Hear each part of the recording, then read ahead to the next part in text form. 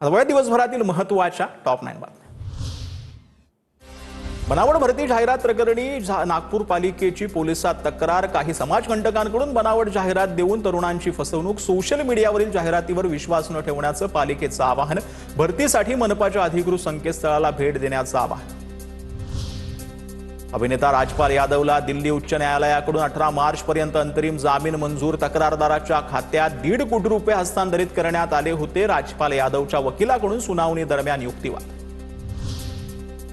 साखर कारखान्याकडून एफआरपी रक्कम थकीत राहिल्यास कारवाई होणार। सहकार विभागाचा निर्णय। एफआरपी थकवणाऱ्या कारखान्यांकडून 10 कोटींची बँक गॅरंटी घेतली जाणार।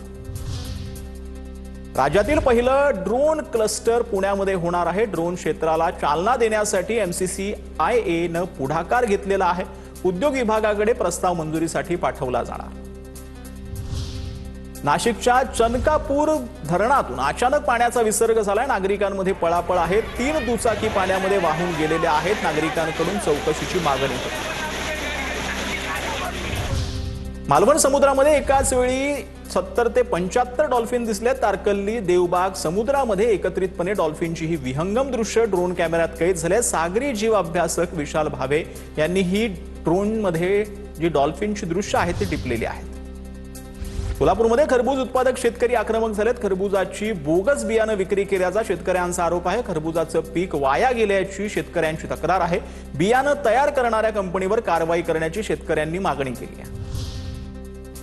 अहिल्यानगरमध्ये पोलिसांनी गुंडांची धिंड काढलेली आहे। गुंडांची दहशत मोडून काढण्यासाठी धिंड काढण्यात आली। गोळीबार प्रकरणातील आरोपींची राज चेंबर परिसरामध्ये धिंड काढण्यात आली। सोलापूरच्या करमाळ्यामध्ये ड्रग्ज विक्रीसाठी आलेल्या आरोपीला अटक करण्यात आले। एका आरोपीला अटक करण्यात आले तर दुसरा आरोपी फरार आहे। अटक केलेल्या आरोपींकडून 1,23,400 रुपये किमतीचे ड्रग्ज जप्त करण्यात आले।